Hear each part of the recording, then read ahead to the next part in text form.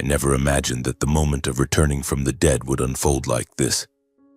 Amid a noisy courtroom where the people I loved most were tearing each other apart over the fortune I had sweated blood to build. I am Adrian Brooks, 38 years old, the founder and CEO of Brooks Innovations, a technology conglomerate that I started from my home garage more than a decade ago. 2 months ago, the world declared me dead. Missing during a diving trip, body not found, and everything quickly shifted to legal proceedings.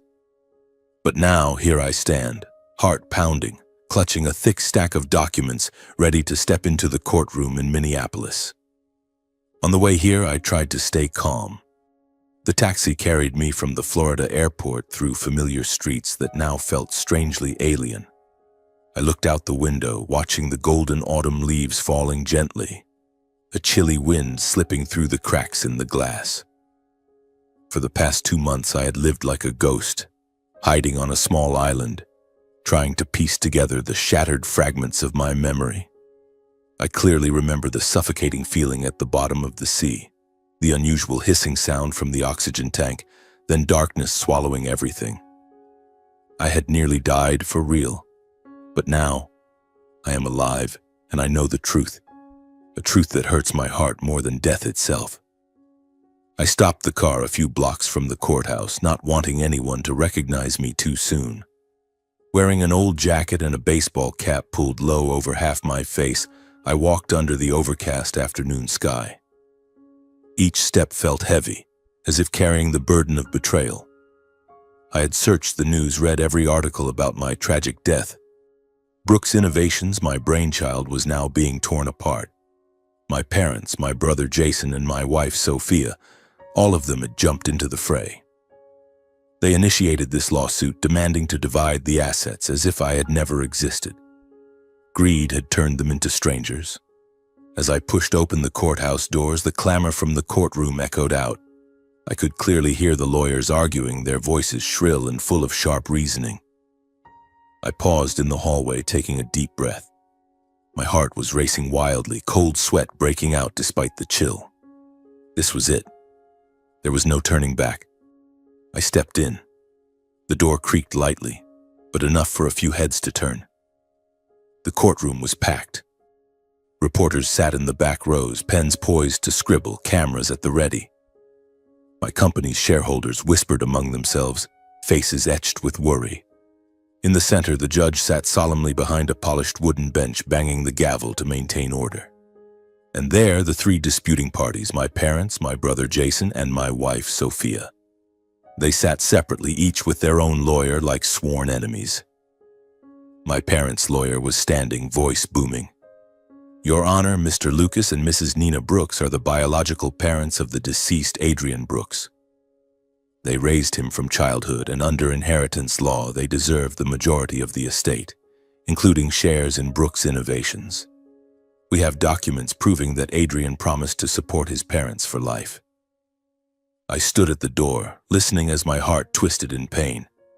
Lucas, my father, sat there, his face stern but his eyes gleaming with ambition. Nina, my mother, still looked elegant as ever, but I knew inside her were pragmatic calculations. They had once been my rock, but now. Then Jason's lawyer interjected, "Your Honor, my client, Jason Brooks, is the biological brother and marketing manager at Brooks Innovations. He has contributed directly to the company's growth. We have a power of attorney that Adrian signed before his disappearance, granting Jason temporary authority to run it.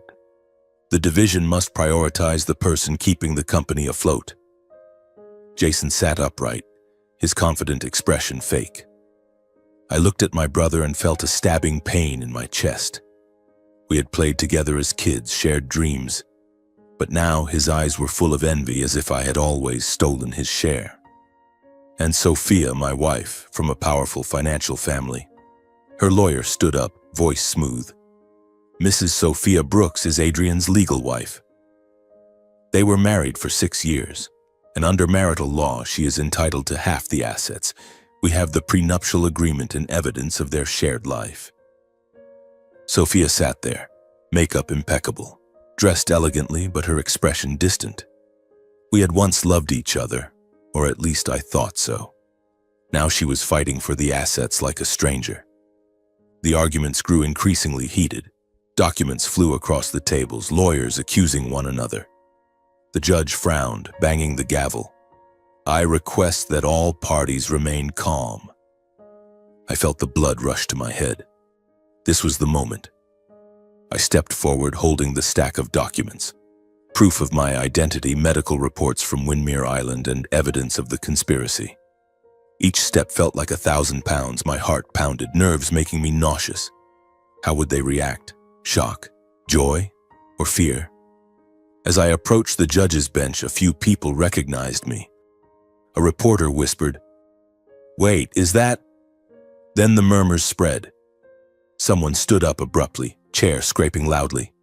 The entire room began to buzz. Reporters snapped photos frantically, flashes blinding. I stopped, voice calm but trembling. "Your Honor, I am Adrian Brooks. I am alive." The courtroom fell dead silent. The noise cut off abruptly, as if someone had hit the mute button. Only the gasping breaths of a few people remained. The judge looked up, glasses sliding down his nose, mouth agape. The lawyers froze mid-sentence, documents clattering to the floor. I looked toward my family. My father, Lucas, face ashen, eyes wide in horror. He gripped the armrest tightly, as if about to collapse. My mother, Nina, covered her mouth, tears welling up, not from joy, but from fear. Jason, my brother, shot to his feet, face drained of color, stammering, "No, it can't be." And Sophia, my wife. She stared at me like seeing a ghost, hands trembling as she clutched her purse. Her eyes darted wildly, shifting from shock to panic. They knew. They knew I hadn't died in an accident. Their plot was exposed. I handed the stack of documents to the judge. "This is proof of my identity and some information about what really happened. I request that the court dismiss this case immediately." The judge flipped through them, voice shaking. Mr. Brooks, we need to verify this. The trial will be recessed momentarily." The courtroom erupted. Reporters rushed toward me, shouting, "Where have you been? How did you survive?" Shareholders whispered excitedly, a few clapping. But I only looked at my family. They sat there, frozen like statues. My heart ached, mixed with anger. I had returned, but not to forgive, to demand justice. The trial descended into chaos. Police were called to restore order. I stood there, feeling like I was in the eye of a storm. My heart still raced, nerves unrelenting. My father tried to stand, voice weak. "Adrian, son." But I turned away, not wanting to hear. My return was not the end. It was the beginning of the truth coming to light. Standing in the middle of the courtroom, surrounded by reporters and the chaotic clamor, memories of 2 months ago flooded back like a raging wave. I could never forget that fateful vacation, the trip that my father, Lucas Brooks, had insisted on organizing.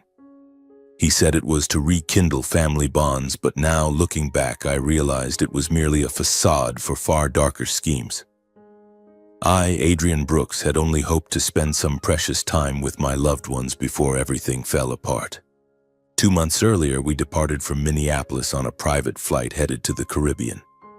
The newly developed island my father chose lay in a remote corner, with powdery white sand beaches and crystal-clear turquoise waters where luxury tourism was just beginning to sprout high-end resorts. My father, Lucas, 62 years old, had once been an ordinary postal worker. Now he lived entirely on the monthly allowance I provided. He no longer worked, but still liked to assert his role as head of the family. He had called me a few weeks prior, his voice brimming with excitement over the phone. "Adrian, son, it's been too long since the family got together. I've booked everything. A lavish trip, just us. This is our chance to bond." I agreed, though hesitation gnawed at me. Work at Brooks Innovations was overwhelming. New tech projects, endless meetings, and pressure from shareholders. But I thought, why not? At 38, I had succeeded with my company, but what about family? I hoped the trip would bring us closer, mend the cracks I increasingly sensed. I imagined evenings by the campfire, sharing old stories, laughing like we did in childhood. Oh, how naive I had been. When the plane touched down at the small island airport, the air already carried the scent of salty sea and tropical flowers. We were driven to the resort in jeeps along winding red dirt roads. My father sat in the front, grinning broadly, pointing out the scenery. "Look at that. Beautiful, isn't it?" I picked this place because it's fresh, not yet spoiled by tourists. My mother, Nina Brooks, 58, sat beside him, smiling gently. She was always like that on the surface, warm, tactful, skilled at saying things that pleased others. She patted his shoulder. "You chose well, Lucas. The kids will love it." But I knew my mother. Beneath it all, she was pragmatic, always calculating. She tracked every expense, every relationship, as if life were a balance sheet. She had once advised me to marry for her family's influence, not love. My wife, Sophia Brooks, 31, sat next to me in the back. She came from a powerful finance family. Her father owned a major investment fund in New York. Sophia was always impeccable, from her high bun hairstyle to her light summer dress, exuding a distant aura I once found alluring. She held her phone, snapping a few photos of the ocean. "This trip will be perfect for social media. Everyone will see how perfect our family is." To Sophia, everything was about image, reinforcing status with friends and the press. We had married 6 years earlier when I was still struggling with the startup.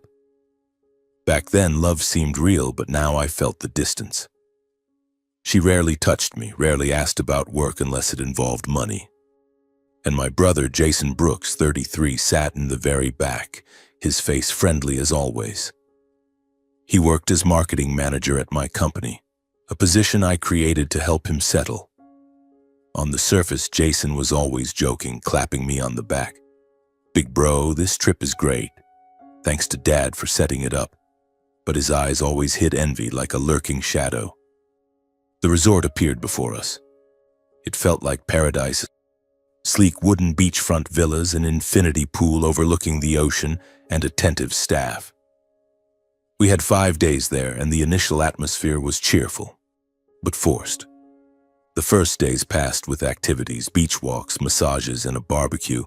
One morning I woke early to jog along the shore, soft sand underfoot, waves lapping gently. Jason jogged after me. We talked about the company.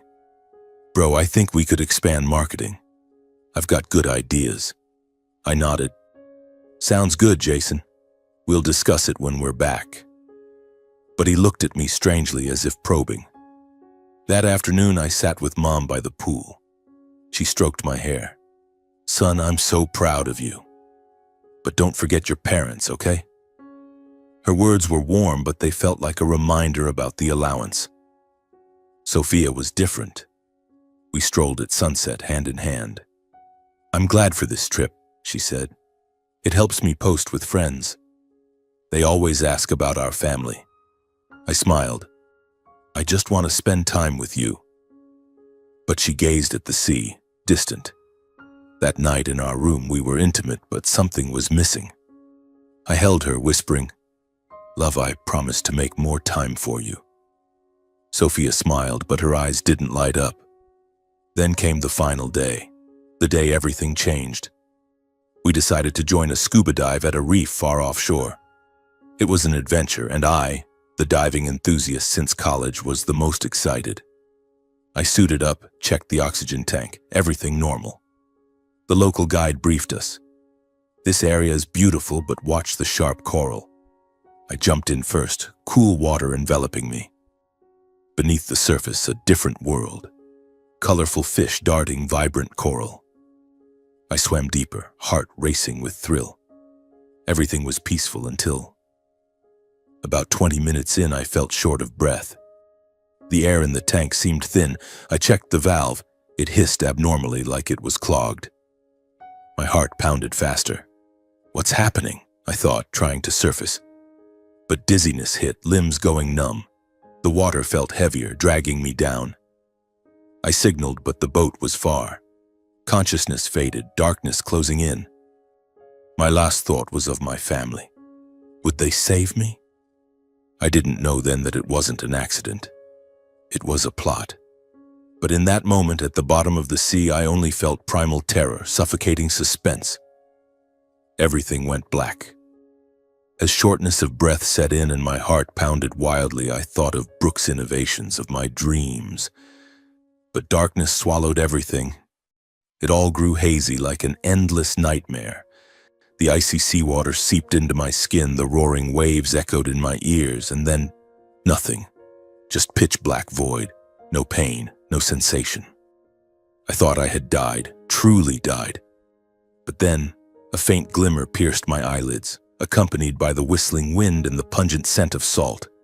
I opened my eyes, blinking to adjust. My mind spun as if someone had struck the back of my head. I found myself lying on a rough bamboo bed, every muscle in my body aching. Weak sunlight filtered through the cracks in the wooden door, and beside me sat a gaunt old man with disheveled white hair perched on a chair woven from palm leaves. The old man looked up when he saw me stir, his eyes squinting behind cracked glasses. "Oh, you're awake? Don't try sitting up too fast, you'll fall." His voice was hoarse but warm, like gentle waves lapping the shore. I tried to prop myself up, but a violent dizziness hit, forcing me back down. My head throbbed as if 1,000 needles were pricking it. I touched my forehead, feeling the coarse bandage wrapped around a wound. Where am I?" I whispered, my voice weak and raspy. My mouth tasted bitter, like I'd swallowed sand. The old man smiled faintly, placing a comforting hand on my shoulder. "I'm Jacob, living alone on this island, Windmere. A tiny speck nearly 50 miles from the mainland. 4 days ago, I was out on the rocks gathering seaweed when I saw you wash ashore. Thought you were drowned, but when I dragged you up, you still had a faint breath. You're lucky, young man. The sea often swallows people, but sometimes it spits out the stubborn ones." He spoke slowly, evenly, like telling a fairy tale. I listened, utterly bewildered. Windmere Island. I remembered nothing about this place. Fragmented memories flickered in my mind. A strange popping sound underwater, seawater flooding my lungs, the terrifying suffocation. But they vanished, leaving a vast emptiness. Who was I? Where did I come from? Why was I here, my body covered in scratches and bruises? I looked down at myself, my heart twisting. My right shoulder was swollen and purple from crashing into sharp coral. My chest ached with every breath, as if my lungs were still waterlogged. My arms and legs were riddled with shallow and deep cuts crusted with dried blood. I don't remember anything," I whispered, voice trembling. Jacob nodded sympathetically, handing me a cool coconut cup of water. "You took a bad hit to the head, that's probably why. Don't worry, time will bring it back. Rest now. There's no doctor here, just me and the sea." He stood, shuffling to prepare a meal, a few ripe bananas and fish grilled over a campfire. The savory aroma filled the air, but I could only manage a few bites. Exhaustion pulled me under, and I drifted off to the rhythmic crashing of waves outside. The following days were a long blur of confusion and slow recovery. I began to move lightly around Jacob's simple wooden hut. Windmere was tiny, just a few square miles with powdery white sand, lush coconut groves, and sheer cliffs. No electricity, no roads, just the wind and the cries of seabirds. Jacob had lived here alone for decades after losing his wife and choosing to leave the noisy world behind. "I was a fisherman in Florida," he said one afternoon as we sat by the fire. "But life taught me that sometimes solitude is peace." I nodded, but my heart was restless. My memories remained foggy, shrouded in thick mist. I tried to recall, but each attempt brought stabbing pain, forcing me to clutch my head and groan. To pass the time and rebuild my strength, I helped Jacob with small tasks. At dawn, we gathered seaweed and caught rock crabs on the shore. My hands shook holding the old net, but strength gradually returned. "You're doing well," Jacob praised, clapping my shoulder. In the afternoons, we repaired the hut. patching the palm leaf roof riddled with holes after rain. Evenings by the fire, Jacob shared stories of his life, his fishing trips, the great storm that nearly swallowed him. I listened, searching his tales for a piece of myself. But my mind stayed blank. No name, no family, nothing beyond vague images of seawater and an explosion. Who am I? I asked myself each night, lying on the bamboo bed, staring at the dark roof. Fear crept in, suspense like an undercurrent. Would I ever remember? Or would I remain a nameless man on this isolated island? After nearly a month on Windmere, my health markedly improved. I could carry heavy loads, swim near the shore without tiring. Life grew familiar, waking to wild roosters crowing, breakfast of fresh fruit, working with Jacob, and late afternoons watching the sunset paint the sea red. Jacob became a friend, a second father. He taught me about nature, patience. The sea teaches us that everything has its time, he said once while mending a net. I nodded, but my heart yearned. To remember, to return to somewhere I couldn't name. Then one stormy afternoon, everything changed. Rain pounded the palm roof, wind howled through the cracks. We sat inside, Jacob turning on his old battery-powered radio, the rare item he'd brought from the mainland. Static crackled, then a warm male announcer's voice. Today's news from the U.S. successful entrepreneur Adrian Brooks, founder of Brooks Innovations, has been officially declared dead after over a month missing during a diving trip in the Caribbean. His family confirmed no body was found, but under the law, he is presumed dead by accident. A memorial service will be held tomorrow in Minneapolis, attended by shareholders and friends. I was holding a coconut about to drink when my hand suddenly shook violently. The coconut fell to the wooden floor, water splashing everywhere. My heart raced as if about to burst from my chest. Adrian Brooks, the name echoed in my mind, painfully familiar. That was me. I was Adrian Brooks. In that instant, like a door blasted open, memories flooded back like a tidal wave. I remembered everything. The family vacation, my father Lucas organizing it, my mother Nina with her tactful smile, my brother Jason's envious eyes, my wife Sophia's distance, the forced meals, the superficial conversations, the final day, the dive. I jumped in first, everything normal, then the abnormal hiss from the oxygen valve. Shortness of breath, limbs going numb. I clutched my head, collapsing to the floor, gasping. Jacob rushed over, worried. What's wrong? You're pale as a ghost. But I heard nothing. Memories kept pouring in. Brooks Innovations, the company I built from nothing. Sleepless nights, coding, resounding successes. Then the fateful trip, my father insisting it was to rekindle bonds. But now I saw the strange signs. Jason meticulously checking my oxygen tank, Sophia's fake concern, my mother whispering to my father about the future. It wasn't an accident. It was a plot. My heart ached, anger mixed with fear. Had they tried to kill me for the fortune? I told Jacob everything, voice shaking. He listened, nodding. Life is strange. You have to go back, set things right. That night, I didn't sleep. Memories had returned, but with deep pain. I recalled a happy childhood with my parents, playing with Jason, my wedding day with Sophia. But now it was all tainted with betrayal. Suspense surged. How would I face them? I had to return, but my heart was full of unease. Windmere was no longer a refuge. It was where I was reborn to confront the brutal truth. The next morning, as the sun rose from the sea horizon, I was resolute. I have to go, Jacob, I said, my voice firm despite my racing heart. The old man nodded, making no attempt to stop me. You're ready. But remember, the sea teaches patience. Don't rush, or you'll lose your way. We spent the day preparing. Jacob gave me the small boat he used for offshore fishing. An old wooden vessel, but sturdy. He packed food. Fresh coconuts, dried fish, and fresh water in plastic jugs. Head southeast. You'll reach the mainland in 2 days if the wind's favorable. I hugged him tightly, gratitude overflowing. You saved me twice, once from the sea, once from oblivion.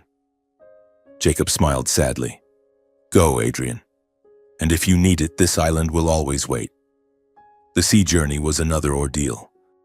I rowed under the blazing sun, skin tanning, hands blistering from the rough oars. The ocean stretched endlessly. Waves lapped gently at first, then the wind picked up, rocking the boat. My heart pounded each time I scanned the horizon. Would I reach Florida? Drifting through the nights, I lay curled under a starry sky, thoughts swirling. Memories of the dive haunted me. The hissing oxygen valve, the spreading numbness. Who did it? Jason with his envious eyes? Sophia always distant? Or my parents, once my anchors? Pain mixed with anger kept me awake. I just lay there, listening to the waves whisper like fate. You have to live, I told myself, to claim justice. After 3 days adrift, longer than planned due to headwinds, I spotted land. Florida's port emerged hazy through morning mist, with large ships anchored and horns blaring. My heart thundered as the boat docked. I slipped away quietly, avoiding attention. In Jacob's old clothes, bearded and unkempt, I looked like a wandering fisherman. I sold the boat to a dock owner for a pittance, just enough for a bus ticket and some food. I rented a small room in a Miami suburb, a cheap motel with peeling walls and a musty smell. Name? The landlady asked, eyeing me suspiciously. John Doe, I lied, paying cash. The cramped room had a hard bed, an old wooden table, and a rickety TV. But it was enough to start. I needed information. Without a laptop, I went to a nearby public internet cafe filled with homeless people and tourists. Sitting at a dusty screen, hands trembling, I typed, Adrian Brooks dead. News flooded in like a torrent.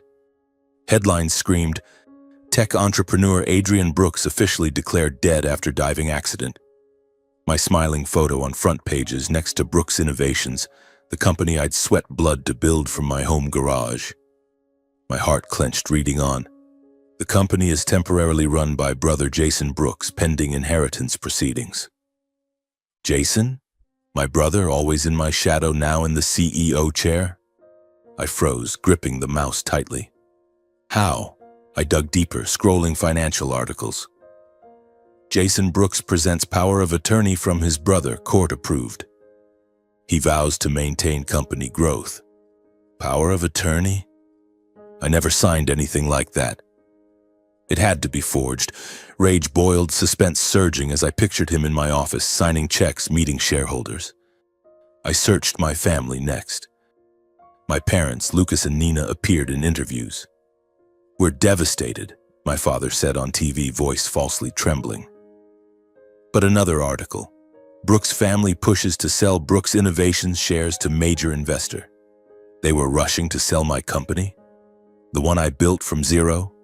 From sleepless coding nights? From risky loans?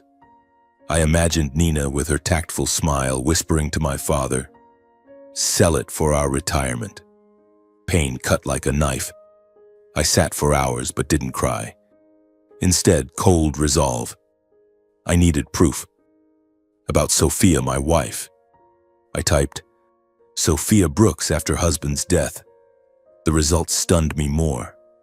Photos of her at a New York Society gala just weeks after my death. Radiant smile, sparkling gown, no trace of grief. Sophia reemerges at charity event alongside investment fund CEO Marcus Hale. Marcus Hale?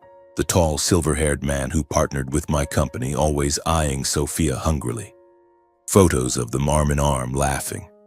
My heart twisted. How long had she betrayed me? Or was she just waiting for me to die to be free? I remembered our wedding day. Her whisper, you're my everything.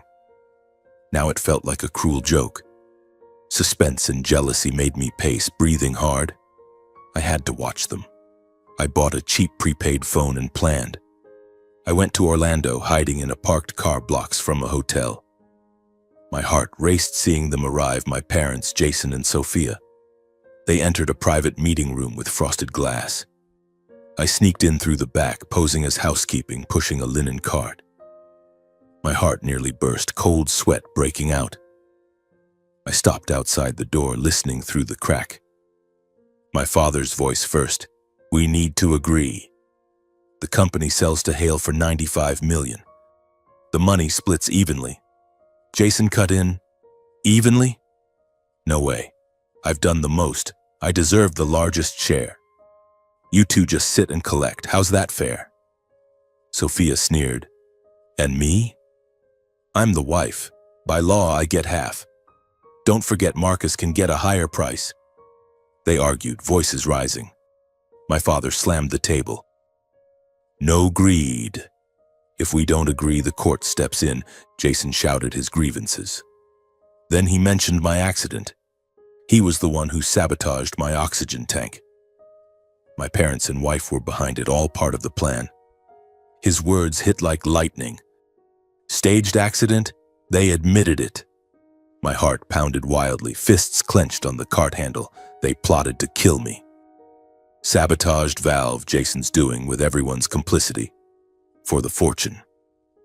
I backed away, rage and pain overwhelming. It wasn't an accident. It was a meticulous plot by those closest to me. Jason envied my position. Sophia wanted freedom and money. My parents craved security. I'd poured my life into Brooks Innovations, from the first garage idea to million-dollar deals. Now they tore it apart like beasts. But I wouldn't let them. Suspense peaked. I had to prepare, gather evidence, and make them pay. The following days in Orlando were a long string of solitude and calculation. I lived like a ghost, avoiding every gaze, venturing out only when necessary. I kept monitoring news about my family. Just days after that secret meeting, everything exploded. Headlines blared, Brooks family civil war, parents, brother, and wife sue each other over million-dollar estate. They dragged one another to court, like wolves tearing at the same carcass.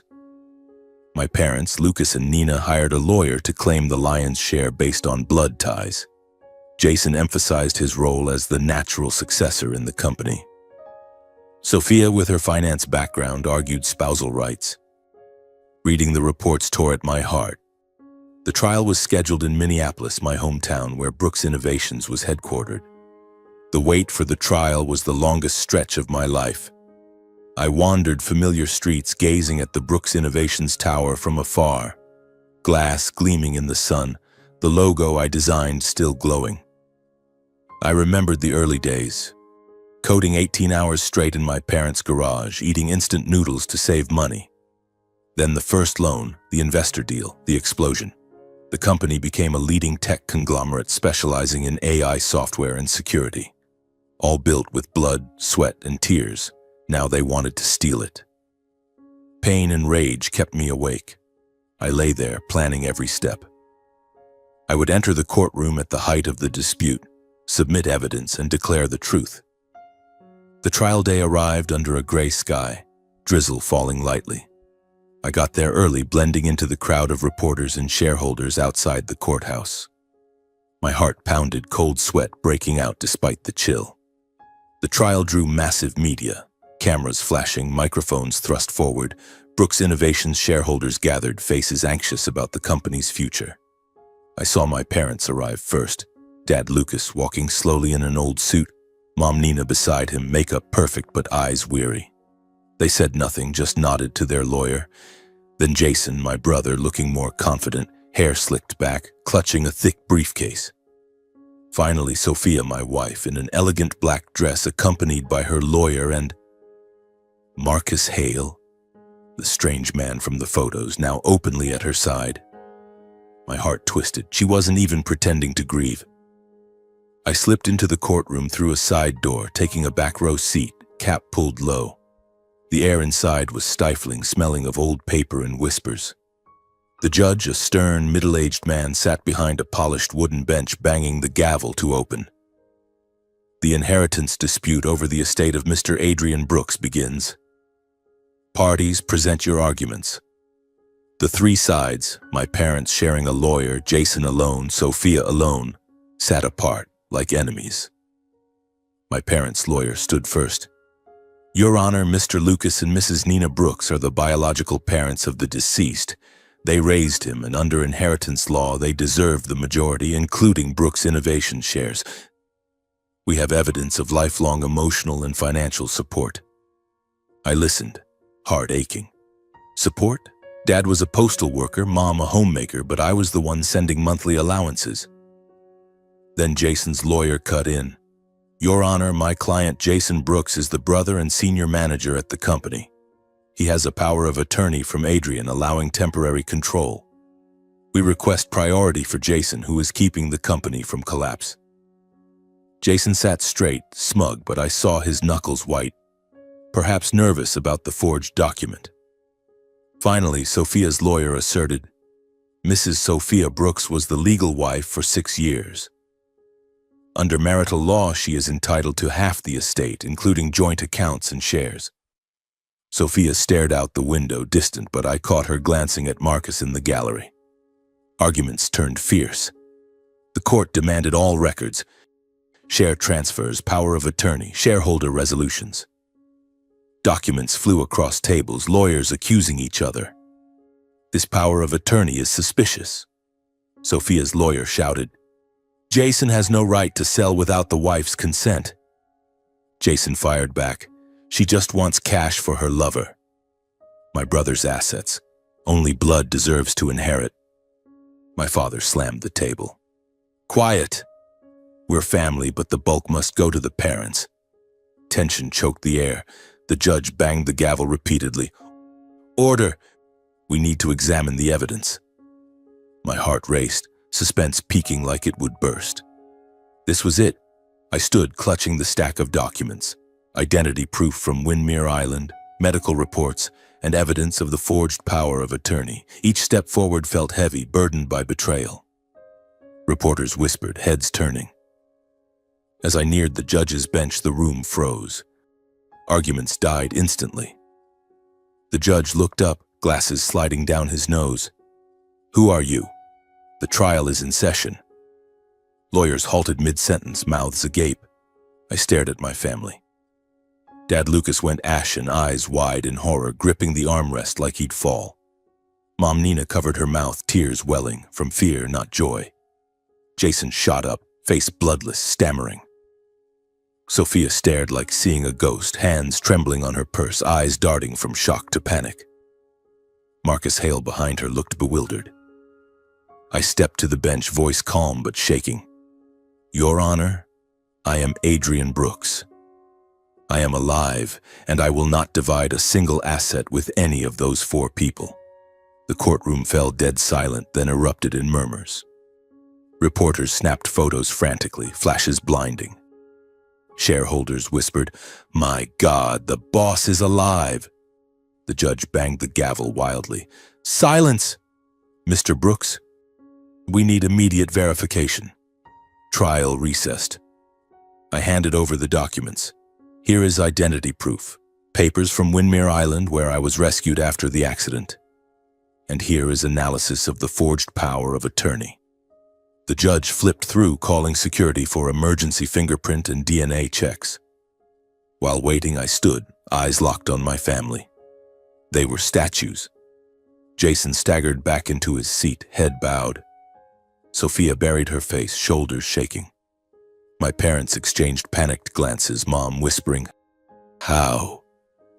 My heart ached, but I stood firm. I recalled the island days, memories flooding back, and now it was time to face them. After half an hour, results. Identity confirmed. This is Mr. Adrian Brooks. The judge declared, all property and share rights restored to Mr. Adrian Brooks. Case dismissed. Parties may face investigation for forged documents. The room exploded. Shareholders clapped, reporters surged. Where were you? How did you survive? But I pushed through, giving my family one last look. Lucas, Jason, and Sophia were stunned, speechless, mouths open, eyes vacant. The public buzzed. A plot? They tried to kill him? I left the courtroom in silence, surrounded by security. My gaze was resolute. I had reclaimed everything, not through revenge, but through truth and justice. Outside, rain still fell, but my heart felt lighter than ever. The story wasn't over, but this chapter had closed. The days immediately after the trial were a whirlwind. Reporters swarmed me like a disturbed hive, flashes popping, microphones thrust in my face. "Mr. Brooks, how did you survive?" Was it a conspiracy? I only gave a faint smile and shook my head. "I'll speak when I'm ready." That same afternoon, I returned to Brooks Innovations, stepping into the gleaming glass tower under the Minneapolis autumn rain. Employees stared as if seeing a living ghost. Some rushed to hug me, eyes brimming with tears. "Boss, we thought we'd lost you." I patted their shoulders, voice steady. "The company is still ours. We'll rebuild." My old office was a mess. Papers Jason had left behind, traces of betrayal. I sank into the familiar leather chair, fingers brushing the keyboard, recalling sleepless nights coding when the company was just a garage dream at my parents' house. Back then, Jason was a kid toddling after me, asking, "What are you doing, bro? Can I help?" Now he'd tried to kill me for this seat. My heart twisted, suspense rising every time I thought of them. Should I forgive or sever ties forever? I spent several days restructuring the company. Fired Jason's loyalists, appointed new managers, audited finances. Luckily, they hadn't sold all the shares yet. Shareholders held an emergency meeting, applauding wildly as I outlined the future: AI expansion, sustainable investments. "Brooks Innovations will be stronger than ever," I declared, voice echoing in the boardroom. A few days post-trial, I decided to end it all. I couldn't live with that shadow hanging over me. I drove to my parents' old suburban house in Minneapolis, the place I grew up, where the garage had been my first lab. The 2-hour drive passed through familiar streets lined with golden autumn leaves, a chilly wind blowing. My heart pounded, hands gripping the wheel. I knew the route by heart, past the old park where Jason and I played soccer, past the bakery Mom frequented. Flashbacks flooded in. Happy childhood. Dad Lucas teaching me to fix a bike, laughing, "Son, you'll do great things." Mom Nina cooking dinner, fragrant, "Eat up so you can study hard." Jason trailing me, "Bro, play with me." Back then, family was everything. Then I succeeded, sent allowances, bought them a new house, but greed changed it all. Rain pattered on the windshield. I wondered, what will they say? Apologize or justify? Suspense peaked, like before entering court. I pulled over once, took a deep breath, then continued. This was the final goodbye. Pushing open the door, familiar smells hit me. Stale coffee, musty newspapers, a faint whiff of dinner. The house hadn't changed. Cramped living room, worn furniture, threadbare carpet. Dad Lucas looked up from the sagging sofa, gaunt, silver hair unkempt as if uncombed for weeks. He held a newspaper, hands trembling. His eyes flashed fear at seeing me, like a ghost from the past, then shame. He bowed his head. He tried to speak, lips moving. "Adrian, son, An excuse, a justification, but only broken syllables emerged before my steel-cold gaze silenced him. I stood wordless, staring at the man who'd once been my hero, now shrunk like a defeated foe. My heart ached, recalling when he lost his postal job, and I promised, "I'll take care of you both." Now he'd betrayed that by trying to kill his son. In the corner, Jason Brooks leaned against the wall, silent, face pale. His eyes flickered between fear and regret, like a cornered animal. In an old hoodie, he looked more haggard than ever. None of the fake confidence from court. I gazed at him, remembering sibling arguments. "Jason, why the jealousy?" He'd laughed. "I just want to be like you." Now he was the plotter. He avoided my eyes, then suddenly bolted for the door, shoulders shaking, fleeing without a backward glance. The slam echoed like a chapter closing. I heard his car start and roar away. My heart hurt. My own brother, blood now running like a coward. Mom Nina stood in the kitchen doorway, clutching a dish rag, trembling as she looked at her eldest son.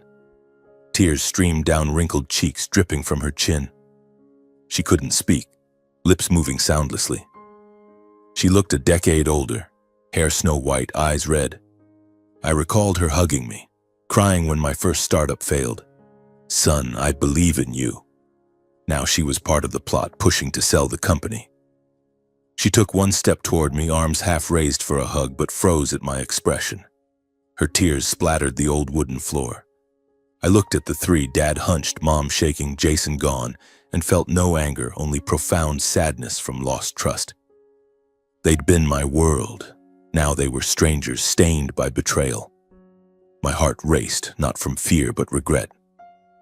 I gave a slight nod, final farewell, then turned and left. No words. The door closed behind me, rain fell harder. I drove away, tears rolling down my cheeks, not from hate but loss. Family shattered, and I was the sole survivor. Weeks later, I cut off all support to my parents.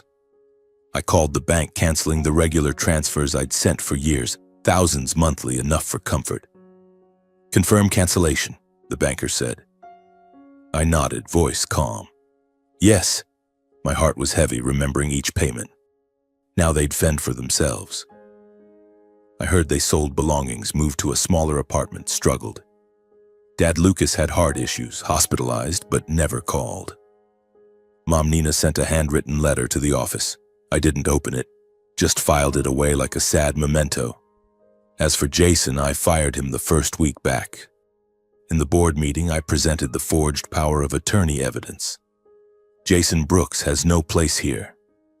He didn't protest, just bowed his head and left. Then he vanished from Minneapolis, no trace. Rumors said he worked odd jobs elsewhere, Texas or California, sales clerk or janitor, avoiding his past. I pictured him alone in a cheap motel, nights tormented. What did I do to my brother? My heart still ached for him. The brother who once shared dreams. But the betrayal ran too deep. No return. Those weeks I focused on the company. Brooks' innovation surged back. New projects launched, stock soaring. I gave time to charity, building schools, funding young startups as balm for the pain. But late nights memories haunted. I drove to the old garage once, sat for hours recalling childhood. What is family? I wondered. They'd collapsed, self-destructed. I didn't prosecute, not yet, but my heart was closed. New life began, scars remained. Suspense for the future, but I knew. I was stronger than ever. However, one final thread remained to be severed. My marriage to Sophia. 6 years together, but in retrospect it felt more like a contract than love. I remembered the day we met, at a finance conference in New York when I was a struggling young entrepreneur with my startup. Sophia, from a powerful family with flowing blonde hair and a captivating smile, approached me first. "You have a great idea," she said, eyes sparkling. We dated, fell passionately in love, or so I thought. But deep down I always sensed a distance. She loved the image, the parties, the fame more than the nights I stayed up coding in our tiny apartment. When I proposed, her family, finance tycoons, forced me to sign a prenuptial agreement. "To protect both sides," her father said coldly. Back then I was broke, drowning in debt, so I agreed. Each keeps their own assets, no equal split in divorce. I signed without much thought because of love. Now that contract became my weapon. I decided to file for divorce just 2 weeks after returning.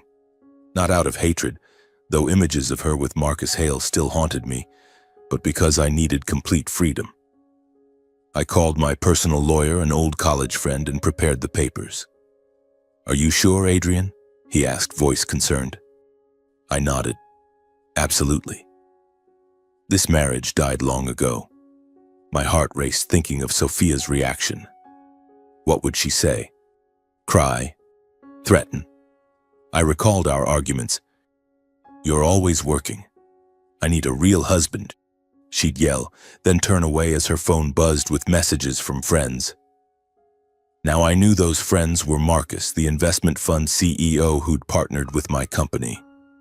Photos of them together after my death still cut like knives. I'd loved her blindly once, but now only pain and resolve remained. I arranged to meet Sophia at a neutral cafe in downtown Minneapolis, the spot of our first date. The afternoon sky was gray, autumn chill seeping through the windows. She arrived late, impeccably made up as always, in a fitted black dress, but her eyes betrayed fatigue. Marcus wasn't with her. Perhaps she knew this was serious.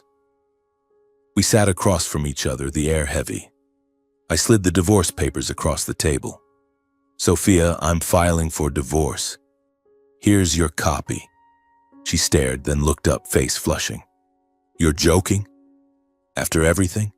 You think you can just walk away?" Her voice was shrill with anger. I stayed silent, waiting. She sneered, smug. "If you divorce me, you'll lose half your assets. I'm your wife. By law. I'll take everything. The house, the stocks, all of it. You'll regret this, Adrian." Her threats were empty. I knew the truth. My heart beat faster, suspense mixed with exhilaration. She'd forgotten the prenup we signed before the wedding. I smiled faintly, voice calm. "See you in court." She stood, nearly knocking over her coffee. "I'll bankrupt you." Then she stormed out, heels clicking sharply on the floor. I sat watching the window as rain began to fall. Suspense surged. This trial would be the fatal blow. The days waiting for the divorce hearing were strange. By day, I was busy with the company, meetings, new contracts, stock up 20% in a week.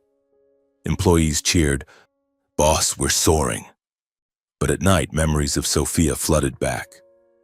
I recalled our wedding, her radiant in white, dancing under candlelight, promising forever. "I love you," she whispered. Now it felt like mockery. I dug out an old memory box, wedding photos, honeymoon tickets, and burned them in the fireplace. Flames roared, consuming the past. I also prepared evidence, the original prenup safely stored in my safe. My lawyer grinned. "This is the ace. She'll be shocked." I nodded, but emotions swirled. I'd truly loved her once, dreamed of children, family. Now only ashes. The hearing day arrived with rare autumn sunshine. The family court in Minneapolis wasn't as crowded as the inheritance trial, but a few reporters lingered. The man back from the dead story still hot. I arrived early in a simple black suit, heart pounding.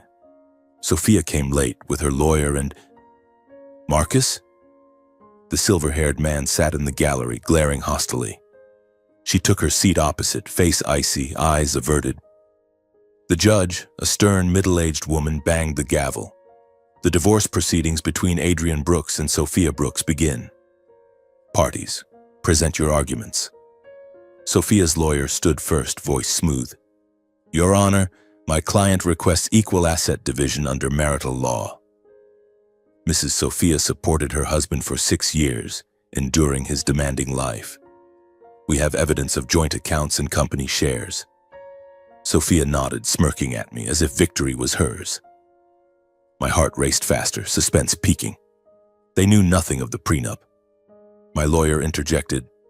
"Your Honor, we have a valid prenuptial agreement signed before the marriage." I calmly stood, presenting the yellowed document, the very one her family forced on me. I spoke slowly. At the time, I was a broke entrepreneur just starting out, struggling with debt and cheap burgers. Sophia's family made me sign to protect their assets. It clearly states, each keeps their own property, no equal split upon divorce. Brooks Innovations was mine from the start, before the marriage. The room fell silent. The judge reviewed, nodding. "Document is valid." Sophia went ashen, eyes wide in horror. "No, impossible." Dad said it was just a formality. She turned to her lawyer, voice shaking. "Check it. He's lying." But the lawyer shook his head, face pale. Marcus behind her looked confused, likely realizing the plan had failed. Our divorce hearing ended swiftly in half an hour. No asset split per the prenup. Sophia left the courtroom ghostly white, soul lost. She realized she'd get nothing. No fortune, no final grasp at Marcus or anyone else. She glanced at me one last time, eyes red. "Adrian." "Why?" But I said nothing, just signed the papers, relief flooding me. I had severed the final tie to the past, leaving behind a family that had destroyed itself through greed. I exited the court in silence, warm autumn sun shining down. Reporters swarmed, but I pushed through. No comment? Driving home slowly, thoughts swirled. Marriage over, but wounds lingered. I recalled happy moments, Hawaii trip, her laughing on the beach, my birthday, her clumsy home-cooked dinner. But betrayal overshadowed all, adultery, conspiracy. Why? I wondered, gripping the wheel. Greed blinds people. At home, I opened an old bottle of wine, sat by the window overlooking the city. New life truly began. No family, no ties. Suspense for the future. Would I love again or live alone? But I knew I was strong. Brooks' innovations awaited, charity awaited. The past shattered, but I was reborn. Time passed in the blink of an eye. In the first weeks after the divorce, I plunged headlong into work as a way to forget. Brooks' innovations, my brainchild, had nearly been torn apart by the greed of those closest to me. Now I was back in charge with ironclad determination. I invested in AI research and cybersecurity, late-night meetings, computer screens glowing in the office, the echo of keyboard clacks. I recalled the early startup days, coding relentlessly in my parents' garage with a cold cup of coffee, dreaming of a company that would change the world. Now that dream roared back stronger than ever. In just 6 months, stocks skyrocketed, contracts poured in from giants like Google and Microsoft. Brooks Innovations became a globally respected tech powerhouse, not just in Minneapolis, but worldwide. The press hailed the return of Adrian Brooks, tech legend reborn. But fame didn't matter to me. Each morning I woke in my penthouse, gazed at the bustling city below, and told myself, I survived. Now it's time to build. My life settled into a new orbit, calm, low profile. I avoided society parties, declined interviews, focused solely on work and philanthropy. I founded the Windmere Foundation, inspired by the island that saved my life. It supported underprivileged kids starting in tech, built schools in remote areas, and funded medical research. Charity trips brought me peace. Watching children beam at their first laptops, hugging cancer patients receiving treatment. Thank you, Mr. Brooks, a mother whispered, eyes brimming. I smiled. Call me Adrian. Gradually, the resentment in my heart faded. I no longer woke from nightmares of the sea or my family's ashen faces in court. Instead came serenity.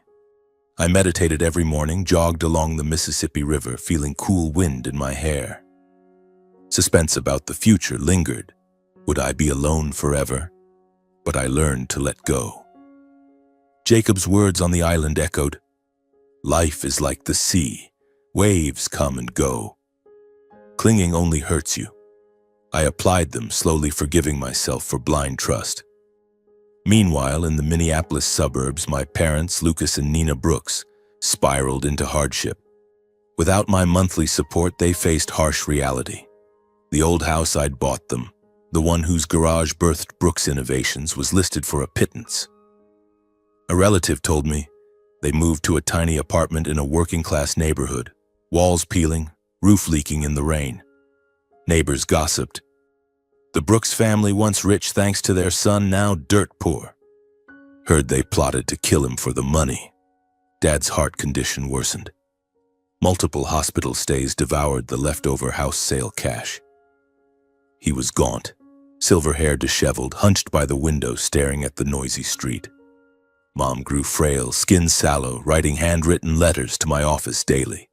They piled up in my secretary's drawer. Son, I'm sorry. Please forgive us. But I never opened them, never replied. My heart ached thinking of them, the father who taught me to ride a bike, the mother who hugged me through tears. But betrayal's pain ran deeper. They destroyed themselves. Now they bore the consequences. I pictured Mom at the old kitchen table, pen trembling on paper, tears dripping, suspense mixed with pity. Did they truly regret?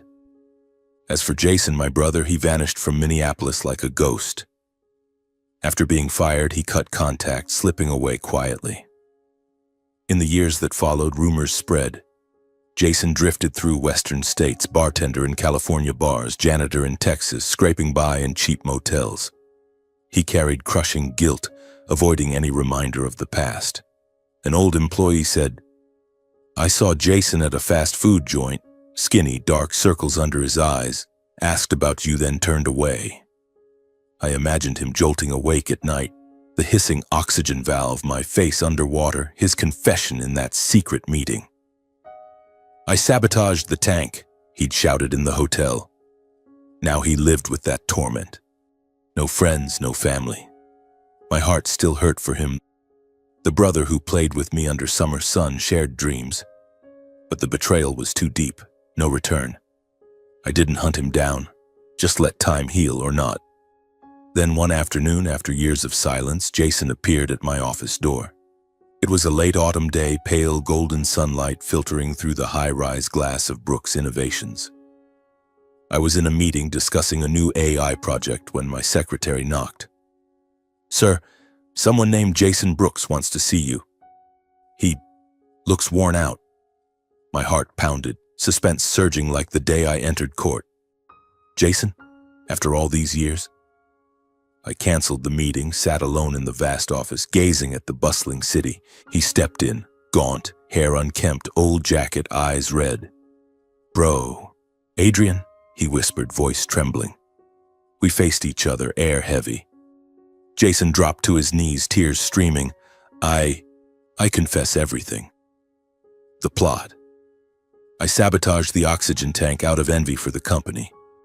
Mom and Dad knew, Sophia was in on it. I've lived in torment for years, wandering everywhere, no peaceful night. I just want to apologize, beg your forgiveness.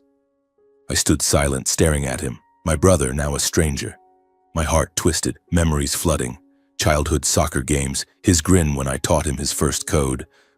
But then the sea, suffocation, betrayal overpowered. Suspense peaked. What now? Prosecute? Forgive? I took a deep breath, voice curt. "Little brother, I know it all. I heard everything in that Orlando meeting. But I don't want more investigation, don't want to push you, Mom, Dad, to the brink. Go. Live your life." Jason sobbed uncontrollably, shoulders shaking, tears splashing the floor.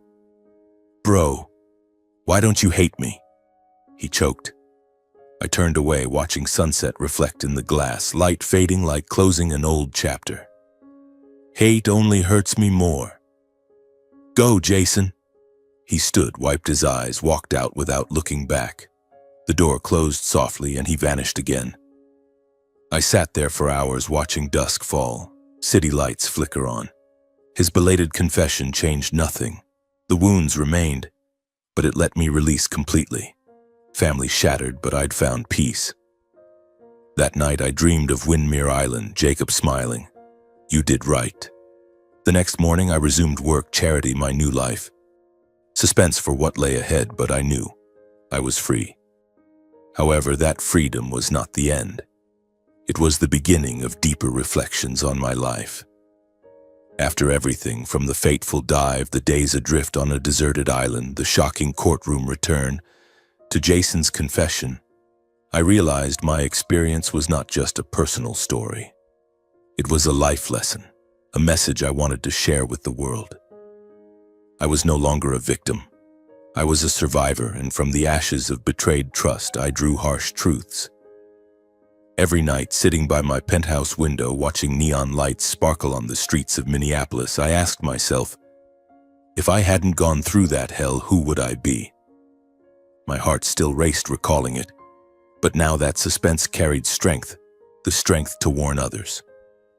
Let me share those lessons with you as I shared them with myself during lonely afternoons. The first lesson, and perhaps the most painful, is about trust. I once believed the closest people, family, spouse, siblings, were the strongest pillars. They know you best, love you most, and would never harm you. Oh, how wrong I was. The closest can sometimes be the most dangerous because they know your weaknesses, how to strike deepest without leaving a trace. Those nearest know too much, your habits, flaws, secrets, and can use them to stab you in the back. Suspense surges whenever I think of it. If I hadn't woken on Windmere Island, if Jacob hadn't saved me, my garage-built company would be theirs, and I'd be just a name on a tombstone. This lesson taught me trust must be built on actions, not blood. Never trust anyone absolutely, even family. They can be the most terrifying because their fatal blow is always unexpected and twice as painful. The second lesson is about greed. It demands a price, and that price is often steeper than you expect. Greed is a monster devouring from within, turning people into strangers to themselves.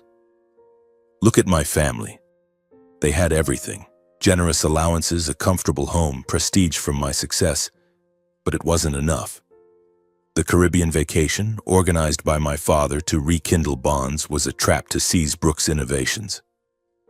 Jason wanted the CEO seat. Sophia wanted freedom and money for Marcus. My parents wanted the bulk for retirement. They plotted meticulously. Jason tampered with the oxygen tank during equipment checks. Sophia lured me into the risky dive. My parents whispered support. "We must agree on the split," they argued in that secret Orlando meeting I overheard. Greed blinded them, thinking my death would bring riches. But the cost? My parents now scrape by in a rundown apartment, enduring neighbors' gossip. The Brooks family, once rich from their son, now destitute from greed. Dad's heart disease worsened. Endless hospital stays draining the remnants of the house sale. Mom frail, sallow, writing begging letters I never answer. Jason drifts, living like a ghost, tormented nearly to suicide. He confessed, "I do manual labor, but every night I dream of you suffocating underwater." I recall Windmere Island, when memories returned via radio news. Adrian Brooks declared dead. That moment I realized their greed not only nearly killed me, but destroyed them. Brooks Innovations, built from a garage with sleepless nights, relentless coding, mounting debt, is now an empire. But they wanted to steal it without sweat. Greed cost them everything. Shattered family, tarnished reputation, inner torment. Suspense at that price. If they'd stopped, if greed hadn't overwhelmed, we might still be family. But no. Greed always demands more, ultimately devouring its master. This harsh lesson: don't let greed rule. It demands irreplaceable losses: health, relationships, soul. From these lessons, I draw advice for myself and anyone reading this story. First, be vigilant, not paranoid about everyone, but alert to signs. On that vacation, I noticed the forced atmosphere. Jason's envious glances, Sophia's distance, my parents' calculating whispers. But I ignored it, thinking family wouldn't harm family. Mistake. Listen to your gut. If the oxygen tank hisses oddly, if words don't match actions, stop. Vigilance isn't living in fear, but protecting yourself. I advise, thoroughly check anything involving safety or assets. Don't sign blindly, as I did with the prenup, without forethought. With loved ones, build trust gradually through actions, not empty words. Suspense in giving this advice. Life is full of surprises, but vigilance spares you hell like mine. But also forgive when possible. Forgiveness isn't forgetting, it's releasing to move on. I didn't prosecute my family despite evidence, because hate prolongs pain.